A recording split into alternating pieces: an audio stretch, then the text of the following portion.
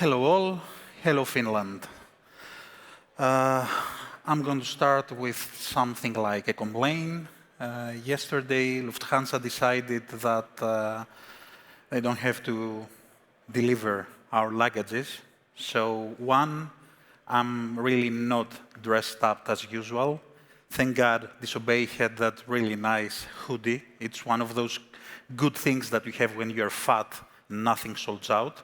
So thank you, Disobey.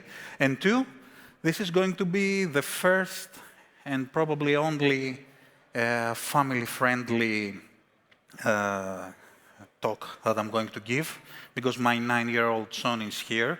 So I'm not going to say the words fuck. I will try. I'm not going to say the word damn. And I guess the menu will have chicken because he eats chicken, and that's about it. So that's my second talk, a two-part saga continuing the journey of hacking malware C2s. I don't know how familiar you are with my whole journey. That's me, back when I didn't have a lot of hair.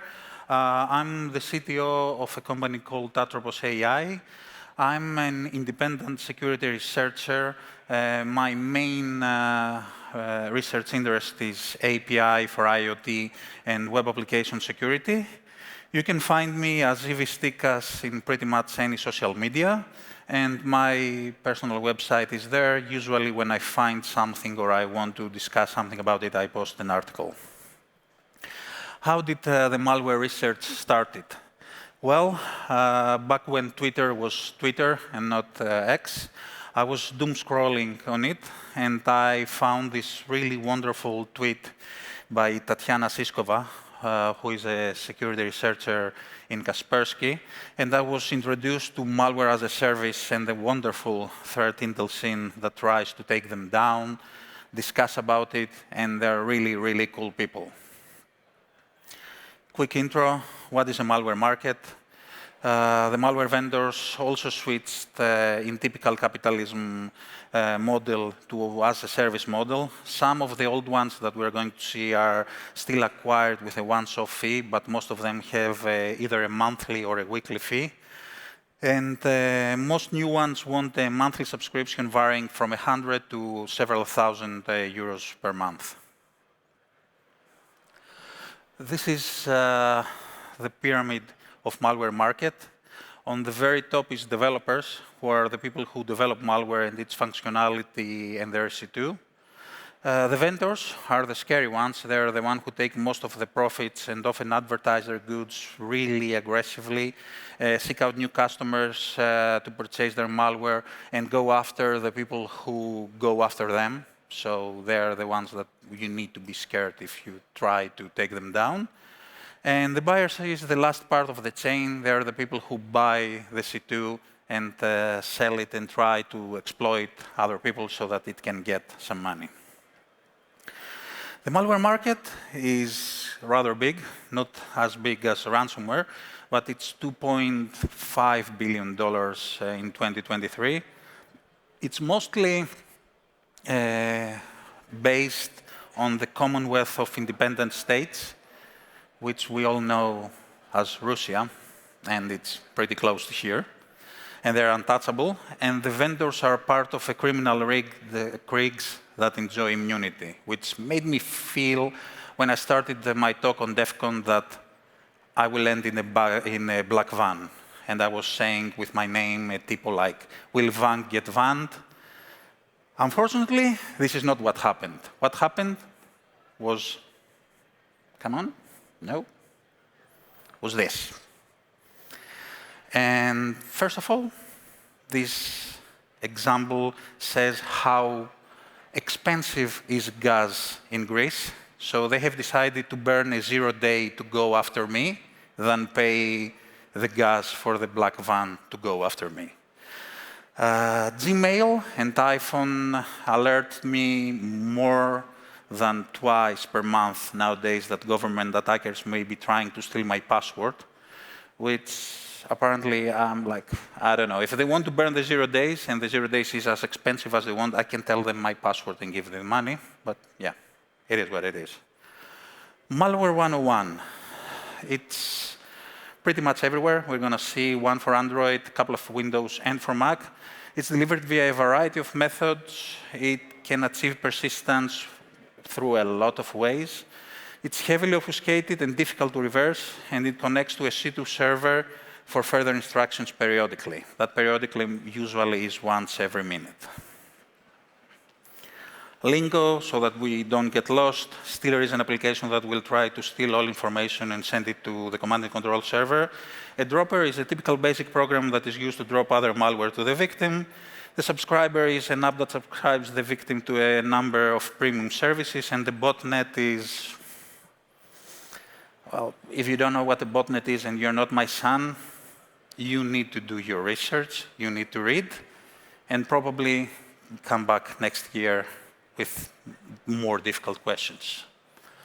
Malware analysis. This is what all the cool and highly technical people do. It's highly technical. It can include static analysis, dynamic analysis in sandboxes. You have to jump through a lot of hoops. The focus on reversing raised the bar by a lot. So right now it's really, and I mean really difficult to do it. And if you're here for reversing tips, only the next slide is for you. Everything else is something different. The potential obstacles, that a reverse engineer will have to pass is added debugging techniques, obfuscation techniques, runtime function decryption, a plethora of stuff that I don't understand. I'm using the word plethora because I'm Greek and I know it, but that's about it. I'm not a reverse engineer. If you're here for reverse engineering, you're on the wrong talk. What I'm going to present you is the Toyota Corolla of penetration testing. It's called Web Application Penetration Testing. It's neither sexy nor nice, but will always get you from place A to place B rather quickly, and it will get you a couple of million devices on the way. What's the malware C2 analysis? On the C2 level, it's not that technical. It's definitely not that technical. I'm treating command and control as a black box web application test. If black box fails, I'm cheating and using communication from the sandbox running malware. If all else fails, I run it on some of my devices and just proxy through burp, and I apply some art to it.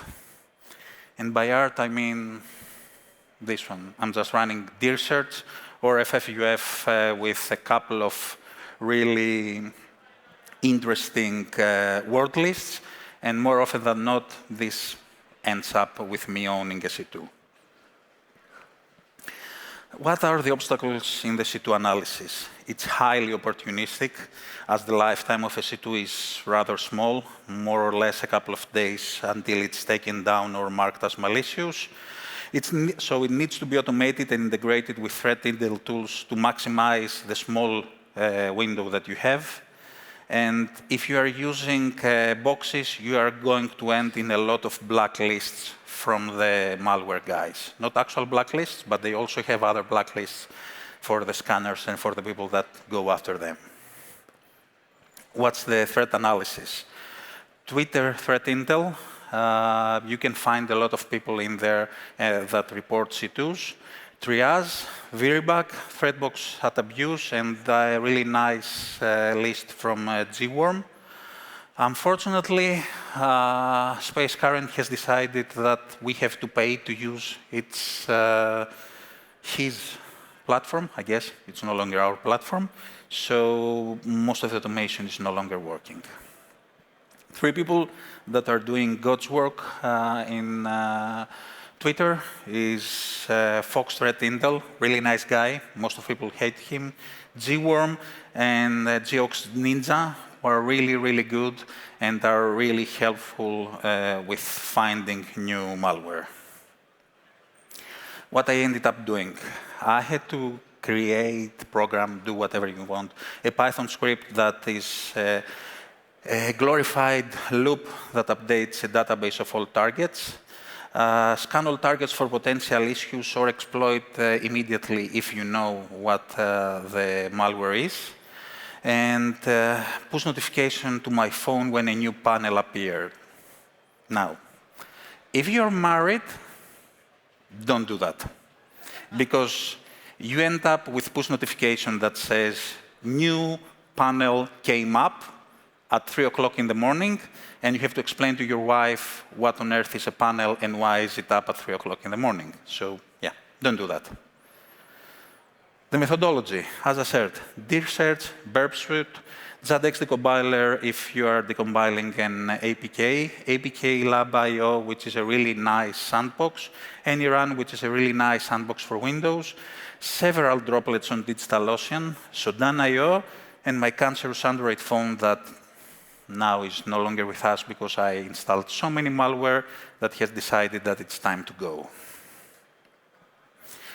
What's the methodology? I acquire the C2 for a URL and run some automated tools. I run them in a sandbox and review the communication logs. I run automated tools with added knowledge. I fire a burp and treat it as a penetration test, and then I submit disobey talk or whoever I want to talk about it, because everyone wants to own malware. What is my goal? Get admin access to the panel, get remote command execution on the server, acquire the source code of the panel, don't end up in a black van or owning your devices.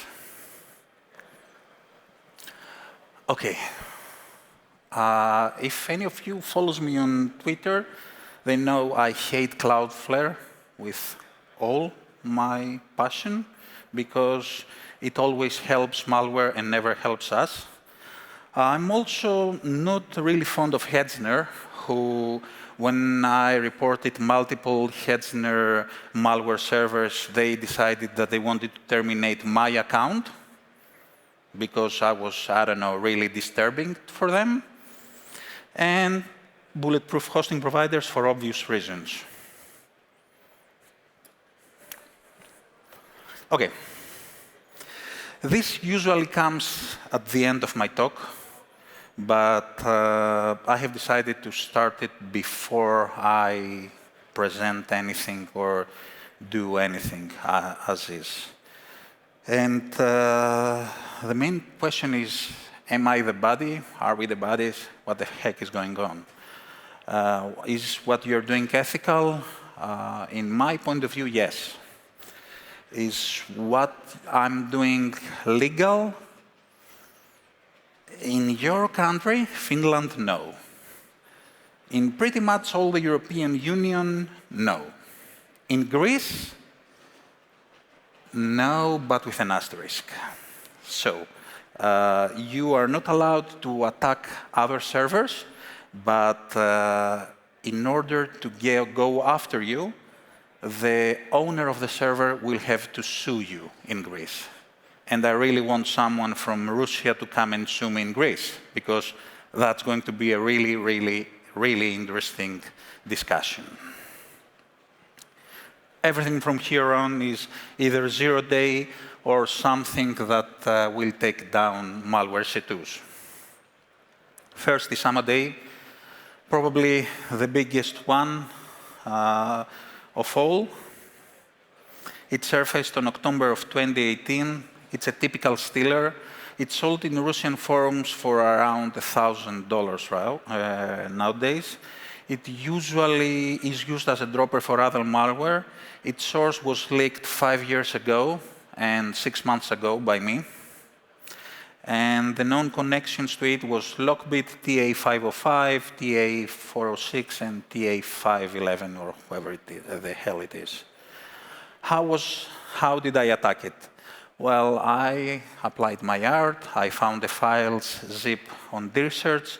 The zip was password protected, so I had to crack it. It was a rather easy password. It cracked in less than 24 hours. The password, as you can see, is this. Unfortunately, this was disclosed in early August on DEF CON, so now I have more difficult passwords, but we have a way around it. As you can see, back in August, they didn't know how to escape SQL.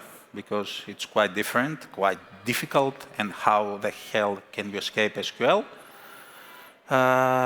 It had SQL injection everywhere, but unfortunately, the password needed to be hard-coded, so we have to find another way in.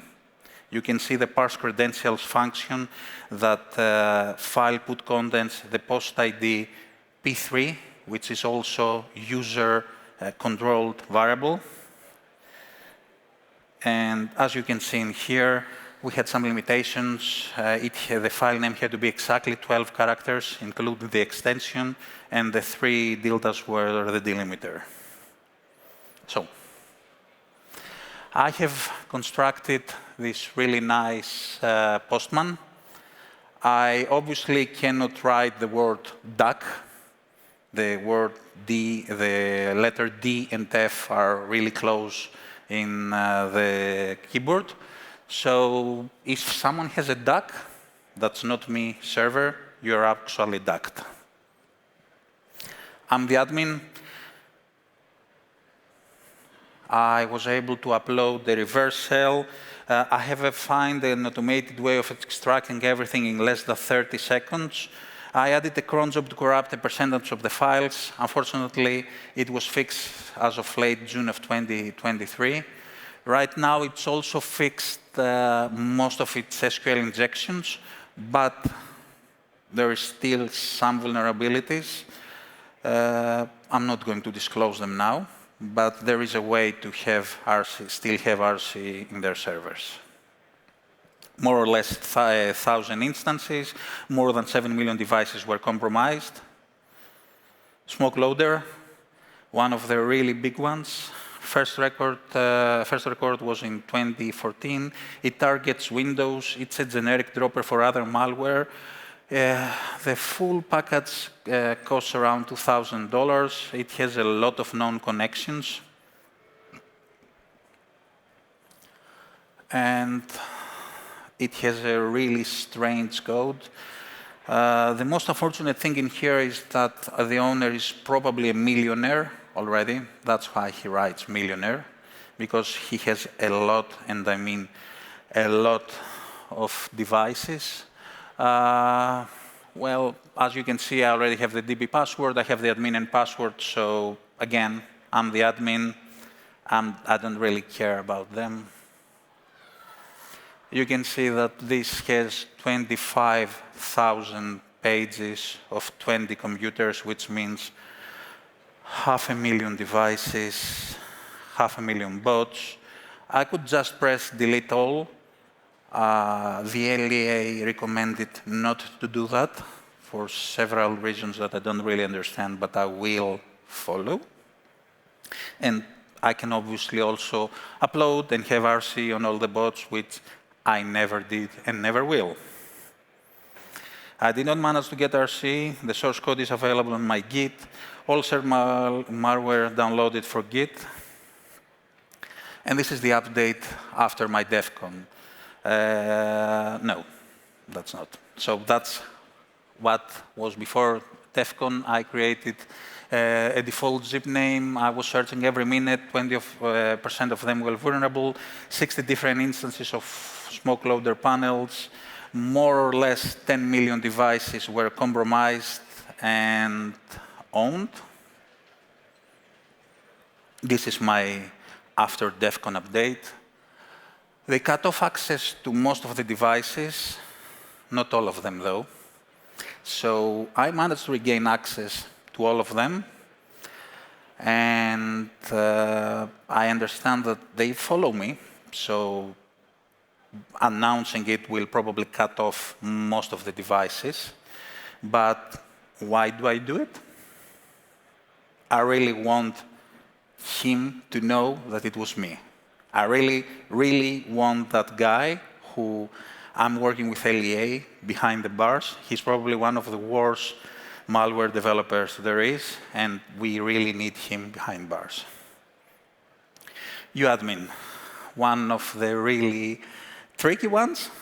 It surfaced on October 2016. It's a typical stealer. It's sold in Telegram. From my experience, when someone uses Telegram, it means that he's below 30. The over 30, or geriatric millennials, as we are called, I'm told, use other ways, either Tor or dark web.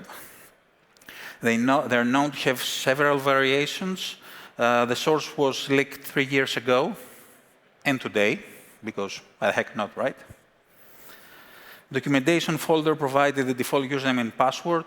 The source was found, as you're going to see, and lots of issues were found. OK.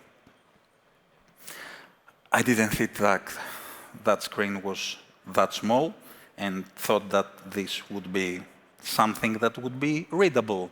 Sorry about that, guys. Couple of issues on that function that is uploading files. I had to bypass the getImage function, getImage size from PHP. That's a PHP function. 2, it didn't have a known file name. As you can see in here, it has a BID, which I know, and the time, and the rand 515, which means that I would have to brute force something.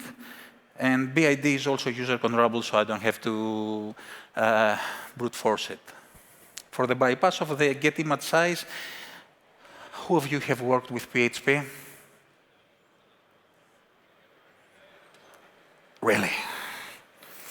As you all know, PHP is not really a non-friendly language or a secure language. It's a really friendly language, but not a secure language. So if you put GIF 89A and a semicolon, it seems that the getImage size thinks that this is a GIF file and returns something. That's all that I needed to bypass that.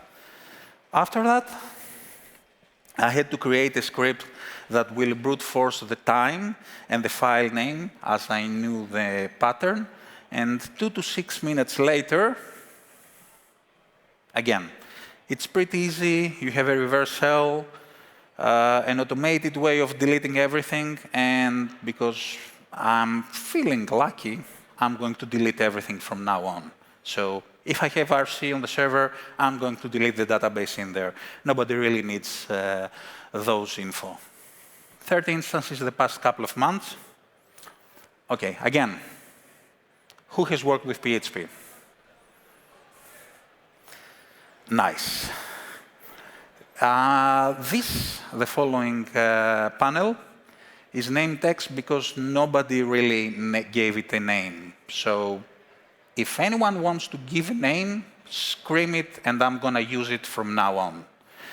It's a phishing kit. It has a really, really terrible code. As I said, it has no name. At somewhere it says LT914. It's mentioned somewhere. It has terrible code. I cannot bold enough how bad the code in there is. It's PHP code, so it's by definition terrible, but that goes to another level.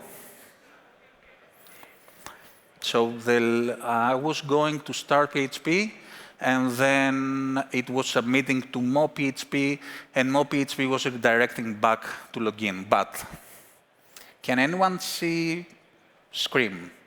Any issues in here on the MoPHP? So if a redirect is returning 101 kilobytes of HTML, it probably renders the page and then decides to redirect it, which means if you just change the 302 found to 200 OK, you end up with this, which is this, which is this. So if you are lucky enough to have burp, you can change the 302 to 200, or if you are really old school or old like me, you just spam escape and it stops the redirection. Do you see anything strange in that panel? No? Can you look at the top right? It says, caught a big fish, buy me a laptop. Because the guy was that smart and decided that he will put his own info in there. Skydesigns.nl, it's me. Well, it's you, thank you. And progoogle.nl, it's me. I have sent him an email. He responded with words that I cannot say because my son is here, and said that he will go after me because, I don't know, I'm being after bad guys. So SQL injections everywhere. If you can go there and see the parameters, any parameter in the world will get you an SQL injection. The current user was root, because why the heck would you create another user when you can use root? Password was crackable, it was reused on all machines, so if he had like, I don't know, 50 VPSs, look at me, I'm the admin now, 50 VPSs the past month, all of them are currently down, I don't know why. And small interruption. The talk was those panels up until Friday, but with some extra slides. On Saturday morning, someone has decided to post the Rust loader, which, its first appearance was a week ago. It's targeted Mac. It's researched and reversed by Andrei Lapunceanu, I hope I pronounce it correctly, of Bitdefender Labs. And apparently, it's the C2 for Alpha-V and Black Cat for all their malware. If you don't know who Alpha-V and Black Cat are, you have to research them. I'm not going to say anything. It's a ransomware gang, and they're really, really big in their name. So, you know, why the hell would they not go after that too? Most of the servers were down. One of them was intermittently down, which means I had to wait a lot. But at some point, I went and found the documentation, which, again, I hope it was really clearer, is a gateway, the client, and the tasks, which means I had access to get all the clients, get all the tasks, get all the gateways, create tasks on malware, and do a lot of other stuff. The tasks were enumerable, 1, 2, 3, 4, as always, ID. The server went down while I started enumerating, which means I wrote task 1, task 2, and then it was down, which means I had to automate this shit. OK. Shit is a word that we use in our home, so I'm OK with saying in front of him. You can ask him if you don't believe me. I had to go to sleep after automating this shit and try to go to wait for it. I had to wait a lot for the last Rust loader server to come up, which means this started on the past Sunday, and I wanted to disclose that in here. So I waited, and on Thursday, I got that, which means I was able to enumerate it. I extracted 197 commands in 2 minutes on the 4 hours that on the 4 hours window that the server was up. And on the params, when you see XXX is a company's name, and someone has zipped all their environments, all their AWS environments from a dev machine, it means that this is not good. You have to switch to incident response mode. I found that several companies, 3 of them are unicorns, were popped from dev machines. I notified, and most of them acknowledged the issue, and I will disclose it about this when everyone is ready. Again, this is the last slide. I had a second additional panel that was added the past week, but unfortunately, This morning, I got an email from a 3-letter agency that told me that it would be not ideal to disclose it. So sorry about that, but I really like me not behind the bars. So you're going to have something at some point in a couple of months, I guess. What are my next steps? I think I have covered everything on the malware. As you are seeing from my last one, I'm already going after something much bigger.